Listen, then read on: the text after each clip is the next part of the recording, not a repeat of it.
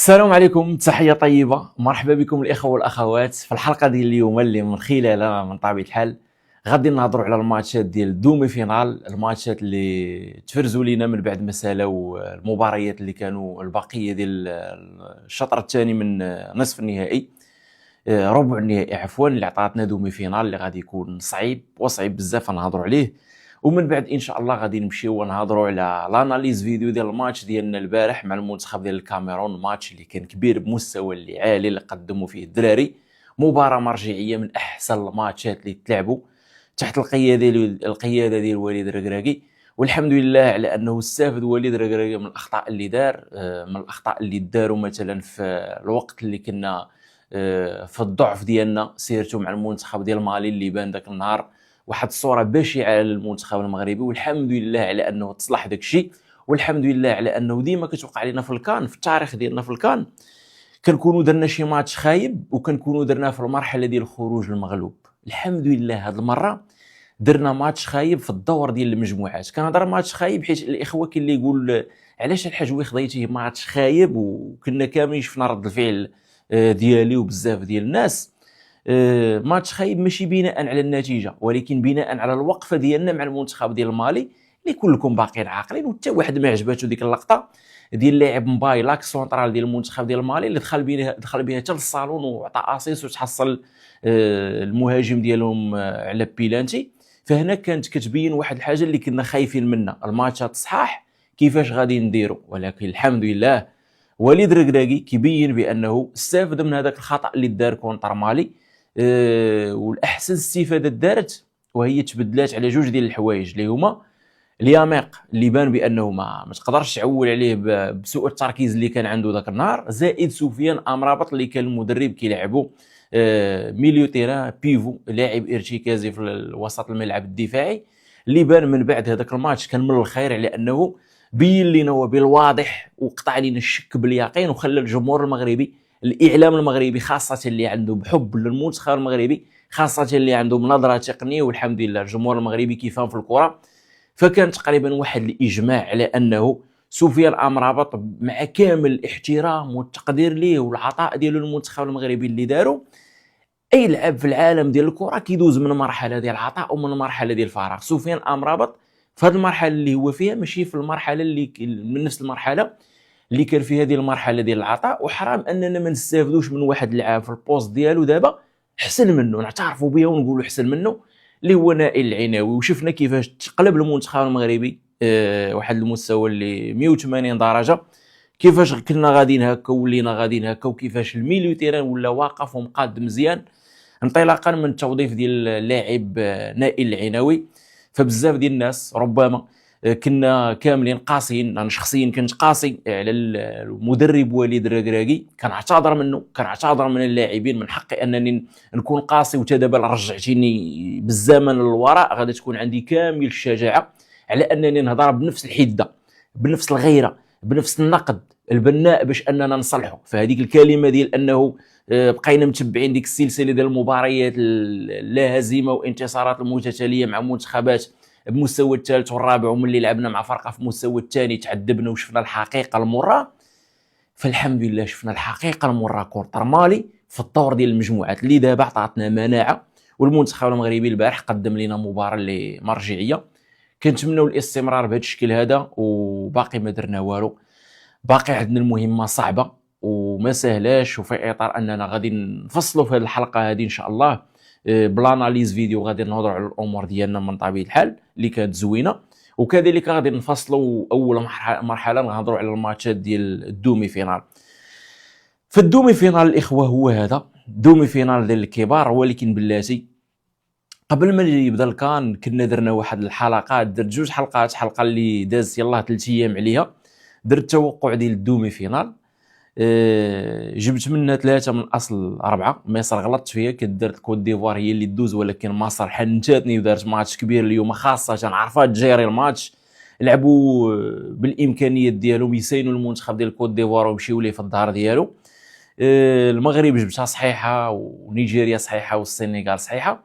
وقبل مده 2 سيمانات دازت عليها درت واحد الحلقه حتى هي كانت توقع الدومي فينال ديال الكان ولا المسار ديال الكان جبت المغرب صحيح، السنغال صحيحه، مصر صحيحه، ونيجيريا غلطه. كنت توقعت انا ذاك الار دي سي اللي تقدر انها توصل البلاصه ديال نيجيريا، ولكن نيجيريا كتاكد بانها قوه ضاربه. وكيفاش اليوم كلاو المنتخب ديال الجزائر بالكره، فتصور معايا الحارس ديال المنتخب ديال الجزائر ولا باراد الماتش كامل بحال بونو البارح كونتر الكاميرون، حتى شي باراد ما دارو، حتى شي تيره مؤطره للشبكه ديالو ما طاحش. فكيبين مدى الجوده ديال اللاعبين ديال نيجيريا هجوميا وكذلك دفاعيا، اللي بينوا بانهم فرقه اللي صعيبه وصعيبه بزاف. والمسار ديالنا جينا في واحد الجهه صعيبه وصعيبه بزاف. الكاميرون ما سهلاش، شفنا النيفو ديال الماتش كيفاش كان. دابا عندنا نيجيريا غادي تكون صعيبه وصعيبه بزاف، ولكن بلاتي راه ما كنساش كنت درت هذا التوقع على 2 مرات، بجوجهم جبت 3 من اصل 4 صحاح، ولكن كاملين جبت فيهم المغرب والسنغال صحاح. ولكن نهضروا على المغرب، فين هذوك اللي كانوا كيقول لك العاطفه حطيتي المغرب في الدومي فينال بالعاطفه؟ وصلنا ولا لا؟ الحمد لله وصلنا عن جداره ونستحقوها، وقادرين اننا نوصلوا لابعد نقطه ونكملوا. فبزاف كانوا قال لك خديتيها بالعاطفه، ماشي بالعاطفه، مأخوذه بالشوفه ديال الكره. ممكن انك تغلط في وحده، ممكن تغلط في جوج، ولكن الحمد لله كنت قلتها نغلطوا في كل شيء الا المغرب اللي ما نغلطوش فيها. وهذا هو الحمد لله اللي تحقق لنا، ما غلطناش في المغرب.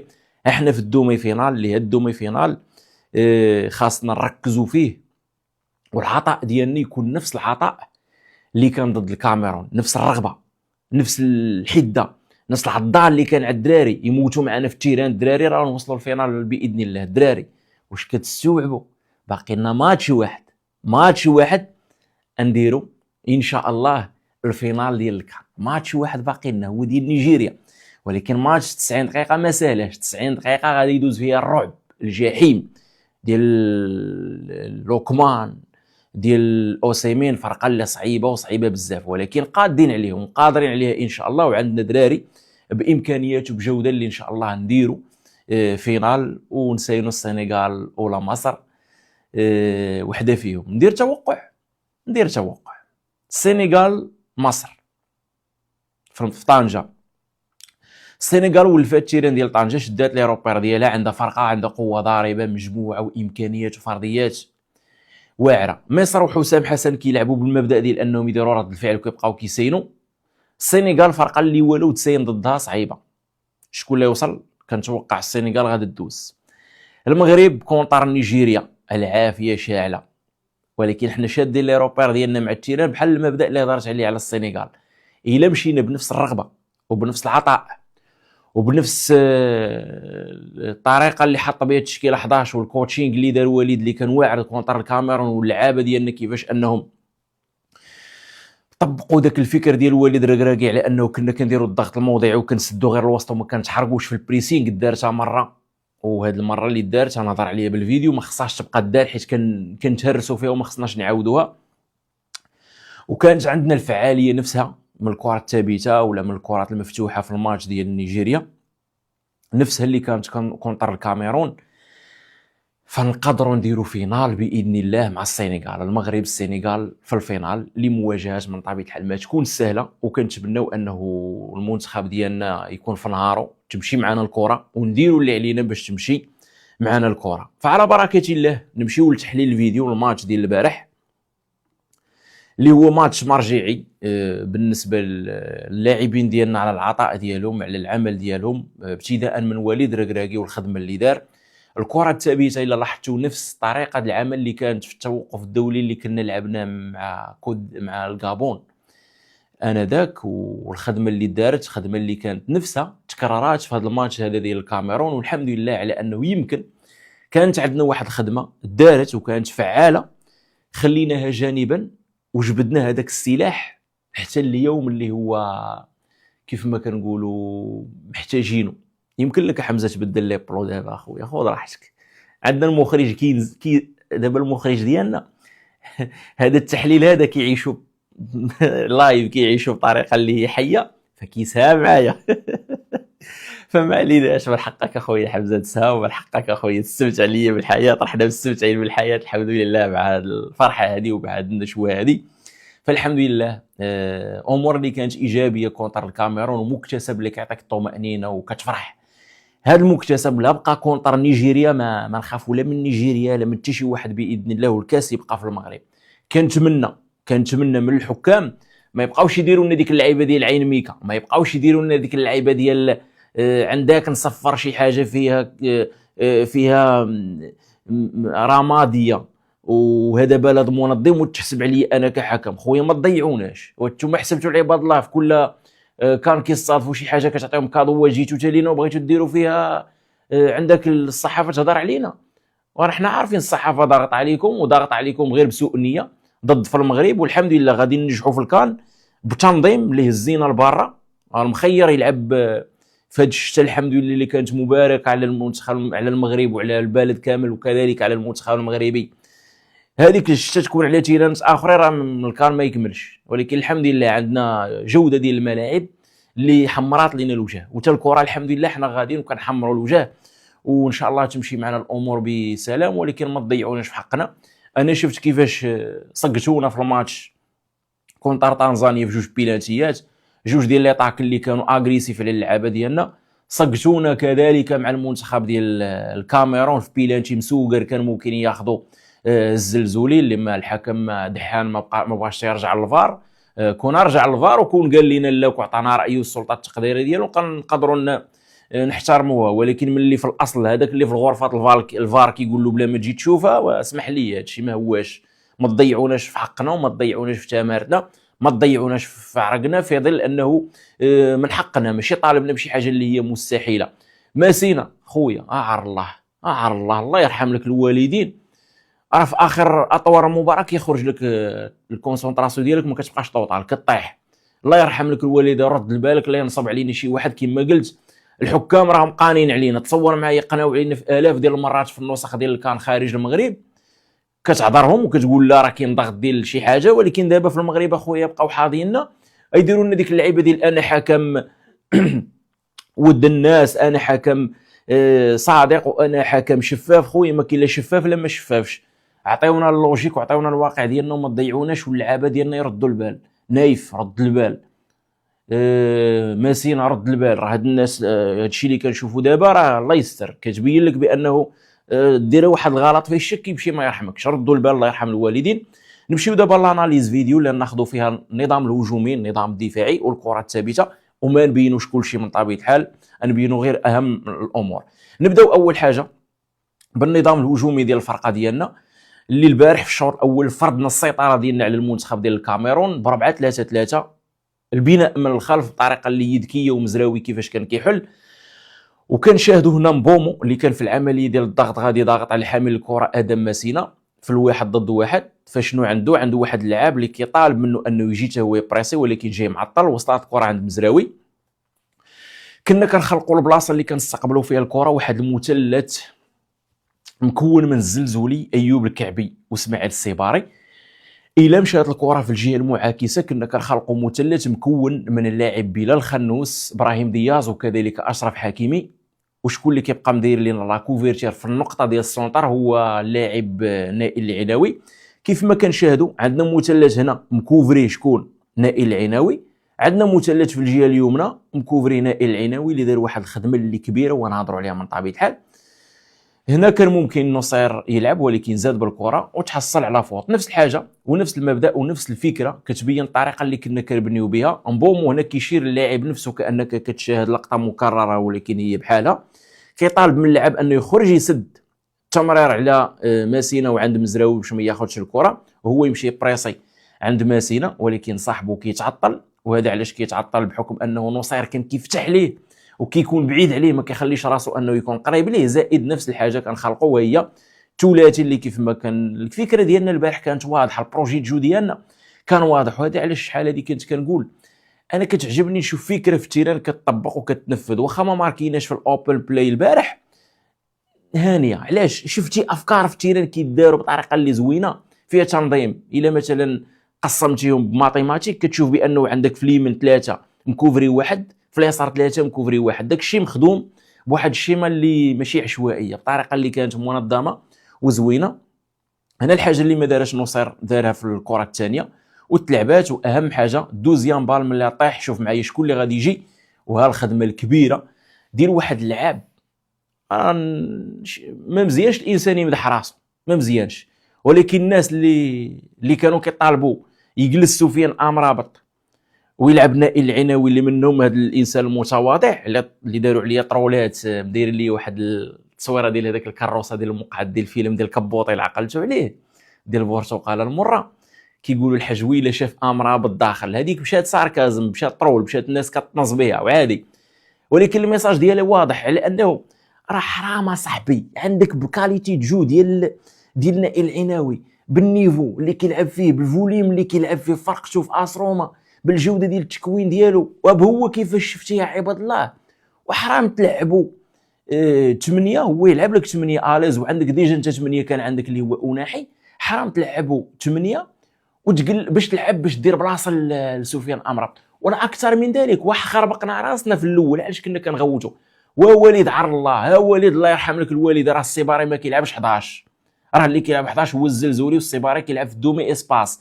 راه كنا كنقولوا علاش، راه كنتي كتشوف اصاحبي راه كتحرق دمك، كنتي كتشوف كيدير بلاصه لسفيان امرابط وكيضعفنا، والاخرين باش يلعبوا كيبدل لهم البوزيسيون ديالهم. تصور كنا كنلعبوا بالبيفو وجوج جمنياوات كدير تماركي، وباللاعب اللي هو 10 كيعرف يدخل في الدومي اسباس كنتي كتلعبوا ايلي كدير تماركي، وما ماركيناش، كنا كنتكرفسوا وكنتعذبوا.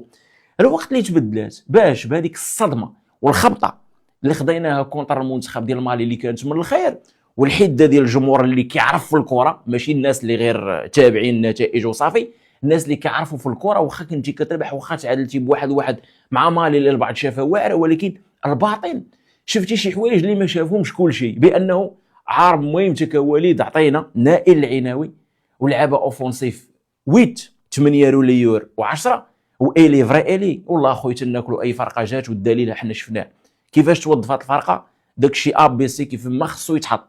احنا مشينا وكنشوفوا نائل العناوي كيفاش عباد الله كيتبورد. هادشي اللي بغينا والو. في شنو كنا كنطالبوا بفرقه زوينه محطوطه، واللاعبين محطوطين في البلايص اللي ممكن انهم يتماشاو معاهم باش الفرقه شي كيكمل شي، حيت ما درتيش شي تخربيقه شي تفلسفه. فهاد الشيء اللي دار وعطانا الاكل ديالو. على بركه الله نكملوا كيفاش شنا الكونتر بريسينغ ديال نائل، اي اونتيسيبي ويمشي بالبالون، اي ياخذها بطالون عند اللاعب اللي جاي في الدار ديالو الزلزولي. وشوف معايا ما يبقاش ساهي، يمشي في ليسباس ديال جوج لعابه يضربهم في الدار ديالهم هنايا، والزلزولي كيفاش انه هز عينه وسكانا وعطاه باس في ليسباس اللي خاوي، مشى دخل ودار سونطاج دوزيام بوطو عند الكعبي اللي كان داير لابيل دو بال بيدو.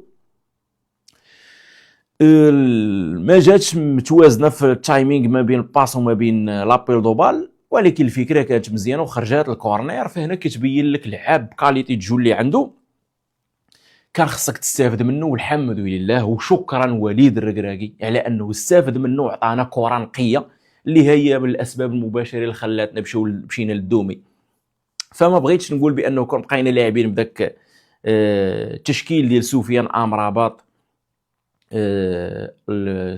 السيباري 11 ما كناش نوصلوا لهذا الشيء هذا، ما كناش. ولكن الحمد لله تبدل. النظام الدفاعي اللي كان نقطه القوه ديالنا كونتر المنتخب ديال الكاميرون اللي كنا كنساينوهم ب 4-1. الملاحظ هنا اللي تلاحظوا بانه ملي خرج اسماعيل السيباري ديكروشا للعاب اللي في الدومي اسباس، شنو اطلحظوا بانه الزلزولي مدير الماركاج الالي الظاهر اللي في جناب. شنو تلاحظوا بانه ان فوا هو خرج هنايا اسماعيل السيباري، شكون اللي دار سبرينت هنا اللاعب نائل العناوي باش يكوفري ليسباس اللي خواه لينا اسماعيل السيباري. اللعاب مفورمي مكون، السيد محطوط كانه كمبيوتر مبرمج، كانه تطبيق مبرمج. الاخر خرج من ليسباس ديالو، الاخر مشى كوفراه، ما علم انه لابيل دوبال اللي ممكن هنا يديرها مبومو في الدار ديالو. كان عندنا ديجا لعاب مكوفري ليسباس اللي في الدار ديال النائل اللي هو ماسينا. فاللعاب عنده طريقه الوقف ديالو كيغطي المساحه بطريقه اللي واعره وكبيره بزاف، فلا خوف عليه. هنا كانت طريقه الوقوف ديالنا زوينه بزاف. الكره ملي خرجت للجناب يمشي بريسي بالضغط الموضعي اللاعب ديالنا اللي في الجناب، الكره في العمق ولاعب 17 اللي كانوا كيبنيو عليه ايوب الكعبي كان كيسدلو على بالي باش ما يبنيش عليه. وكنا كنتنظموا ب 4-1 4-1، وكل لاعب ديالنا كانوا عنده جوج ديال الادوار. بما فيهم ايوب الكعبي كان عنده الدور انه يدير الماركاج على باليبا ما يخليش انه ياخذها، ويمشي عند اللاعب رقم 17 لاك سونترال ديال المنتخب ديال الكاميرون ما يخليش انه يبني عند باليبا ويلعب الجناب. الزلزولي كان عنده انه يعمر لك الهالف سبيس ويسد على بومو، وكذلك يخرج يبريسي في اللعاب اللي غادي ياخذها في الباندا. نفس الحاجه عند ابراهيم دياز واللاعبين ديال الداخل اللي كانت عندهم خدمه كبيره وتماره ضربوا، اللي هو اسماعيل السيباري وبيلا الخنوس، كانت عندهم ديك الادوار المركبه في الضغط الموضعي، يبريسي القدام يبريسي اليمين ويبريسي اليسار، مع انه يبقى كيدير السكان والرقابه اللعابه اللي ممكن ياخذوها حداه، اللي خلات المنتخب ديال الكاميرون كان عاجز على انه يلعب لينا لداخل. اين فوا كان كيلعب لداخل كنطلعوا الحده ديال الضغط ديالنا وكناخذوه. هنا خدينا الاولى غادي تكمل لاكسيون بنفس الطريقه. شوف معايا بلا الخنوس سكان وكيشوف الهالف سبيس دابا خصو يكوفريها، نفس الطريقه غادي يديرها شكون لاعب نائل العناوي على انه يقرب لمبومو باش ما يخليش ياخذها، مكوفري على 4 ديال اللعابه. هنا شكون اللي غادي يتحرك بالادوار المركبه ديال جوج حوايج مديوري، اللي هو الكعبي كيفاش هنا سد وكتشوفوا الزاويه ديال التمرير من لاكس سونترال السيس ديالهم ما بقاتش كاينه. اين فوا غادي يبغي يلعب غادي يخرج اللاعب الخنوس وغادي يسد الزاويه ديال التمرير وناخذوا الكره، وهنا نمشيو في الترانزيسيون نحولوها على المنتخب ديال الكاميرون. وضعت لنا الكره مشينا بالمبدا والسلاح الفتاك ديالنا اللي كنا واعرين فيه، اللي هو الضغط العكسي اللي كنا كنجحوا فيه وكناخذوا به اغلب الكواري. وهنا الحاج كان خداها وعاود بناها بطريقه اللي بشويه عليه كيدريبلي، وعطاك باس للسيباري والدوزيام بال مشاو اللعابه باش ياخذوها وكانوا قراب منهم الزلزولي، لكن اسماعيل السيباري حافظ على الكره وعطانا سونطراج الدوزيام بوطو اللي كان سامر عليها ايوب الكعبي، لكن المدافع كان ذكي وحيد الكره. نفس الحاجه لقطه اخرى بدقيقه 31 4-1 ايوب بنفس المبدا يمشي يسد على لاكس سونطرال وما يخليش السيس ديالهم ياخذها. اللاعبين الاخرين حتى هما مغطيين اللاعبين ديال الداخل اللي ممكن انهم ياخذوها. وهنا غادي نترجعوا الخط الخلفي ديالنا، البيفو ديالنا اللي هو مدير لهم لا كوفيرتير لاعب نائل العناوي. وهنا الحاجه اللي تحسب لوليد ركراكي اللي هي كتعلق بالطرافاي سبيسيفيك اللي تعطى للاعبين كل واحد على حده. فانا كان عندي تخوف 4-1 كتبقى عندك هذا الكولوار خاوي، ها هو كنشوفه كبير بزاف، وهذا الكولوار خاوي كبير بزاف. لاعب نائل العناوي باش يغطي هنا ويغطي هنا صعيبه بزاف، بالتكرار يقدر يغلط. ولكن تعويض من وليد ركراكي واللي شابو لوليد ركراكي، وهذه الخدمه اللي كان دار وليد ركراكي كان دار حتى في المونديال ديال قطر مع منتخبات افضل جوده وامكانيات من الكاميرون. باش دارها ماسينا هو واقف ومكوفري في حاله لخذها مبومو، نايف اكريد حتى هو واقف في حاله لخذها كوفان في الهالف سبيس، ومع انهم واقفين بجوج ديال الادوار مركبه كيف ما هضرنا للعابه اللي قبل منهم ديال الميليو تيران، يساينها يا اما القدام يا اما في ظهره. عليا الدراري تلاحظوا محنيين بنفس البوزيسيون موجوج نفس طريقه الوقفه، وهذا راجع لانهم واجدين بالمبدا ديال الفكر الاستباقي. تلعبات في ظهرنا حنا واجدين، تلعبات قدامنا حنا واجدين. نكملوا ونسرعوا اللقطه باش ما نطولش عليكم. وهنا غادا تلعب الكره خديناها ومشينا في ترانزيسيون. هنا كان ممكن ايوب الكعبي بلابوي كان غير يفكر شويه ايوب، واو كان يخرج لينا شكون؟ كان يخرج لينا دياز في واحد الوضعيه، دابا ولينا في 4-3، وكان يخرج لينا دياز في وضعيه ديال 4-2. كنا نقدروا نماركيو في هذه، كانت تدوز بخارج القدم اليسرى للزلزولي بيت مسوقر، كان ياخذ الزلزولي وناتاكيو بثلاثه اللعابه، واحد في بروميير بوطو واحد دوزيام بوطو واحد في لانتيرفال برا. لكن ايوب اختار القرار الخاطئ، كون داز للزلزولي ماشي الزلزولي لدياز. شوف معايا نورمالمون هذيك كنا نستافدوا منها، يا كون داز كنا ناخذوه ونماركيو. واللي يعجبني اكثر هو الكونتر بريسينغ اللي هي فرصه حقيقيه التسجيل ديالنا ضاعت معليه. شوف معايا مبرمج تبارك الله اللاعب ديالنا اللي غادي يمشي في الكونتر بريسينغ اللي هو اللاعب نائل العناوي على اخطر اللعاب ديالهم. شوف معايا غادي يمشي ويزير عليه ويخليه يجري معدب ويطلق باس معدب اللي خلاها خرجات. في الضغط ديالنا ستاتيك ملي كانوا هما كيخرجوا الكره من الكره اللي كتسمى المواقف الثابته ماشي المتحركه، كنا كنزيدوا عندهم مان تو مان، ومع الادوار المركبه ديال كل لاعب عنده جوج ديال الادوار كيف ما كتشاهدوا في هذا السهم هذا. كل لاعب عنده جوج ديال الادوار، والفكره واضحه على انه ندوبلو لي فور ديالنا باش نعاونوا راسنا ونخرجوا المباراه للبر الامان. ايوب عنده تعليمات ديال لاك سونطرال ما يخليش يبني ويكادريه كيف ما هضرت البارح. هو ان فوا شد الحارس مشى الجسم ديال ايوب الكعبي سد على لاك سونطرال اللي كيخدموا عليه بزاف وكادريناهم يخرجوا هنا بحال اللي دارت لينا مالي وكانوا كيكادريونا نلعبوا عند جواد الياميق.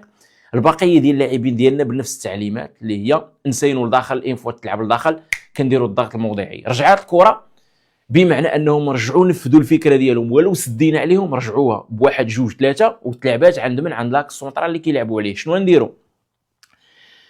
ما نتحرقوش ما نديكروشيوش نوليو نتنظموا ونسينوا باش بالتعليمات ديال القائد الاول في العمليه ديال الضغط شكون؟ ايوب الكعبي. هذا علاش كنبقاو نقولوا المهاجم هو اول مدافع في هذه العمليه ديال الضغط. هنا كيقول لهم صافي رجعوا نثبتوا الامور ديالنا بحال اللي هو اللي كيعطيهم السينيال. غنتقادوا ان فوا تخرج نسينوه عنده نسينوها ان فوا تخرج عاد نمشيو بريسيو. هنا كنبريسيو وكنخليهم انهم يشتتوها بحكم انه حكمنا لهم السيطره ديالنا على المساحه وعلى الزمن ومابقاش عندهم فين يلعبوا. نفس الشيء كره عند رقم 17 نفس الوقفه كانك كتشوف نسخه كربونيه ولكن هذا الدقيقه 41 لا علاقه باللقطات اللي كانوا قبل مع انها نفس الفكره. هذه نقطه القوه ديالنا. دوبل لي فور ديال اللعابه كل لاعب عنده ادوار مركبه. الخنوس هنا كيديكروشي وشكون اللي غادي يبلاصيه؟ نائل العناوي مبرمج السيد تبارك الله. هنا الخطا ما دارش. تصور معايا يكون خرج داك اللاعب في لابوي كنا نمشيو ولكن غادي يخرج شكون؟ يسد والحارس اضطر انه يلعب طويل وخرج لي هنايا في خضاها. وهذه الفكره اللي كانت نجحاتنا اننا ما فقدناش البالون سيرتو في الشوط الاول وكنا حنا الاكثر استحواذ على الكره بالمفهوم ديال انه كنا كتضيع علينا كنوليو ناخذوها وكنتنظموا مزيان.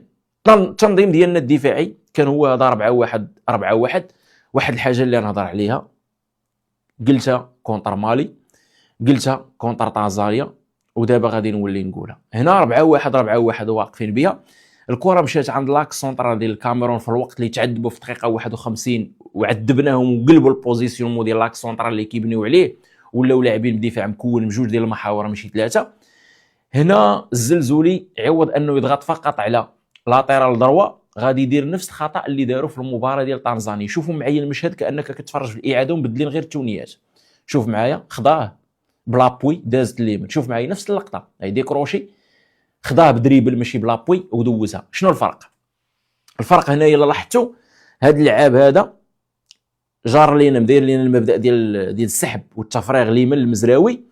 هذا اللاعب اللي عنده الكره هز عينو وهنا هذا اللاعب هذا اللي فرغ لينا مزراوي كيلعب في الدار ديالو مصوبه فهموا وطلب له الكره في الدار ديالو ضربات الكره في يمين في الدار ديال ماسينا وخدانا اللعاب بالسرعه ديالو ماشي مصوبه. هذا الاتاكو الاخر خدانا في الدار ديالنا والقصه راكم عارفينها بحكم الضعف اللي كان ذاك النهار من ماسينا.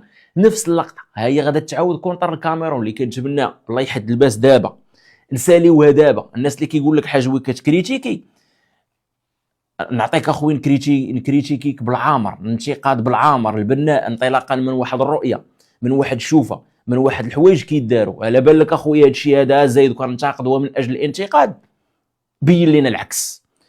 على بالك هادشي هذا تخربيق بين لنا العكس. هنا كنوضح لك الامور بانهم كيداروا. راه دارت كونتر مالي شكون اللي ديكروشا اوناحي. دابا نفس الحاجه كيديكروشي شكون؟ الزلزولي اللي خصو يبقى يدير رقابه اللاتيرال ضربه ما يطلعش. اما اللعاب ديال العمق شانيل سونترال غير يخلي له الكره ما عنده حتى شي خطوره علينا. فهنا غادي يديكروشي خداه بلابوي ضربات واحد جوج. نفس الفكره اللي دارها لاعب اللي كيف ما شفنا المزراوي دار له المبدا ديال التفريغ. ها هو مبومو داير المبدا ديال التفريغ اليمين للاعب المزراوي. هاد كوفان هو اللي كان دابا خصو يقرا الحل بالنسبه للبومو ملي تحرك كان خصو يمشي يطلب له الكره في الدار ديالو ويولي في واحد الوضعيه ديالاش واحد كونتر واحد مع ماسينا وكنعرفوا ماسينا بلا ما نزيدوا نوضحوا وكوفان لعب لي سريع. فالحمد لله ما دارتش الاخر ما مشاش دار لابيل دوبال هو بقى لداخل زائد مدير له الماركاج هنايا نائل ومبرمج تبارك الله كيفاش انه يسد. واللاعب كذلك هنا غادي يسكاني ما يبان له حتى شي ابيل دوبال يرجع يلعبها اللور وضاعت لهم الكره. والدراري عاد مشاو بنفس الطريقه المنظمه ديالنا وخليناهم يلعبوا طويل وخرجت خاويه بهذه الكره هذه اللي مشى حكيمي ريكوفر عليه في الدار ديالو بالتغطيه نايف اجرد خدينا الكره، وهنا نايف راه كان غلط في واحد الباس عطلقوا العمق وما كانش خاصو يدار. نكملوا 4-1 وهنا نتنظموا بطريقه مزيانه وتولي التعليمات ديال اللعابه ديالنا محكومه ا بي سي. ولينا الزلزولي ولا زيل ديالنا الا كان هنا الكعبي اولا اللاعب دياز كيبريسيو غير على لاتيرال ما كيمشيوش عند لاك سونطرال، ولاك سونطرال كنخليو له الكره يزيد عندنا. وهنا الزلزولي استافد من الخطا وشوف الوقفه ديالو فين ولات، وايوب الكعبي ديكروشا بوحدو ولا رجع والزلزل. وهنا كان مبدل بوزيسيون هو ودياز في هذه اللقطه بحكم انه دياز كان تحرق بواحد الكره، وهنا استفدنا منها على انه بقينا كنسينوهم وما غلطناش وما ديكروشيناش وما خرجناش لعندهم، حنا ولينا كنمشيو في لي كونتر.